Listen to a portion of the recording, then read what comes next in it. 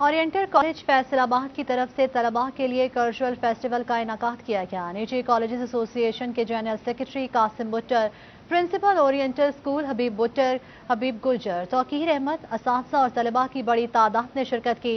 आइए आपको फेस्टिवल में लिए चलते हैं जहां मकामी सिंगर अपनी आवाज़ का जादू जगा रहे हैं।